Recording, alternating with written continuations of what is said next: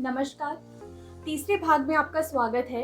इस भाग में हम बात करने वाले हैं कि मरीजों का इलाज कैसे हो और कब उन्हें चिकित्सा परामर्श की आवश्यकता पड़ सकती है।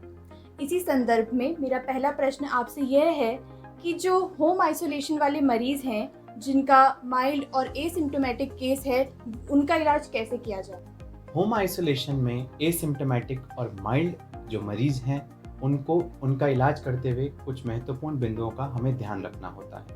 पहली चीज़ तो यह है कि पहले दिन से वो फिजिशियन के कांटेक्ट में रहें या उनके तीमारदार फिजिशियन के कांटेक्ट में रहें। दूसरी चीज़, जो ऐसे मरीज हैं जिन्हें अन्य बीमारी है जैसे कि बीपी, शुगर, किडनी, हार्ट, इन चीज़ों की बीमारी है, वे अपनी अन्य दवाइयों को चलाते रहेंगे। इसके अलावा इस कोरोना काल में हम मरीजों का सिम्टोमेटिक ट्रीटमेंट करते हैं, जैसे कि बुखार आने पर उसको पैरासीटामोल देना, खांसी जुकाम होने पर उस तरीके की दवाइयाँ देना।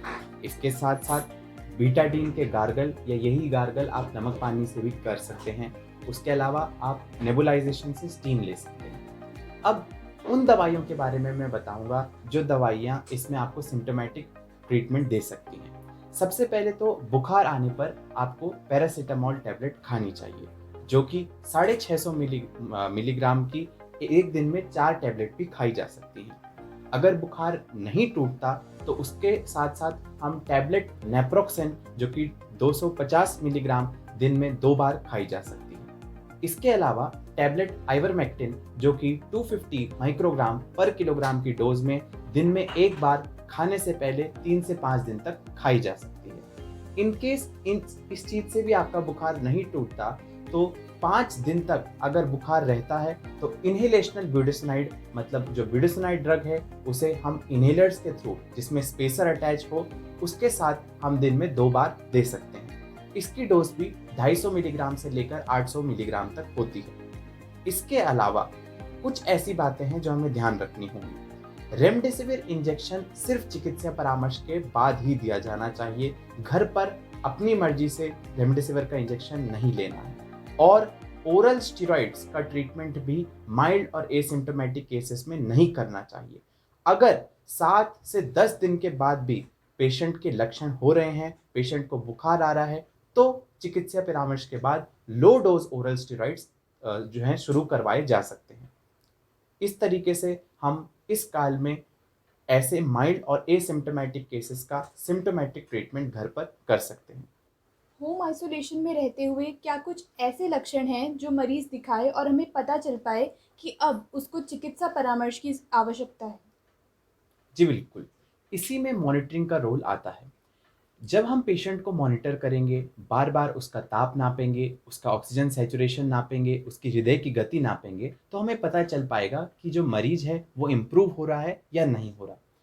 कुछ ऐसे लक्षण हैं जिनका हमें ध्यान रखना चाहिए, और उसमें सबसे पहला और सबसे महत्वपूर्ण लक्षण है शॉर्टनेस ऑफ ब्रेथ, जिसे कहते हैं सांस लेने में तकलीफ होना। अगर पेशेंट को सांस लेने में तकलीफ हो रही है तो उसे चिकित्सा परामर्श की आवश्यकता होती है।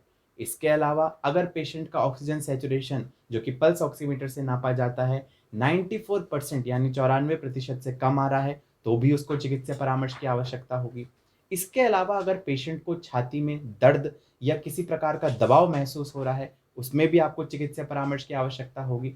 कई केसेस में यह भी देखा गया है कि पेशेंट कुछ सीएनएस यानी कि जो ब्रेन रिलेटेड प्रॉब्लम्स है उसको लेके आता है। ये ब्रेन रिलेटेड प्रॉब्लम्स होती हैं जैसे कि पेशेंट कंफ्यूज हो रहा है या उसे अत्यधिक नींद आ रही है। ऐसे पेशेंट को भी चिकित्सा परामर्श की आवश्यकता होती है। अगला प्रश्न मेरा आपसे यह है कि होम आइसोलेशन की अवधि कितनी होनी चाहिए? देखिए, ये बहुत ही महत्वपूर्ण एवं सटीक प्रश्न है, क्योंकि इससे रिलेटेड गाइडलाइंस समय-समय पर बदलती रहती हैं। मैं जिन गाइडलाइंस की बात करूँगा वह 28 अप्रैल 2021 की भारत सरकार की लेटेस्ट गाइडलाइंस हैं। उनके अनुसार होम आइसोलेशन के 10 दिन की अवधि के उपरांत या जब 3 दिन तक बुखार ना आए, होम आइसोलेशन की अवधि कंप्लीट या खत्म मानी जाती है। इसके अलावा ध्यान रहे कि जो लेटेस्ट गाइडलाइंस है उनके अनुसार अब होम आइसोलेशन के आखिर में आरटी-पीसीआर नेगेटिव रिपोर्ट की आवश्यकता नहीं होगी। मतलब जब आपकी होम आइसोलेशन की 10 दिन की अवधि हो जाए या 3 दिन तक बुखार ना आए, तो आप कोरोना से ट्रीटेड माने जाएंगे। इस भाग में हमने जाना कि मरीजों का इलाज कैसे होना चाहिए और उससे संबंधित भारत सरकार के दिशा निर्देश क्या हैं। धन्यवाद।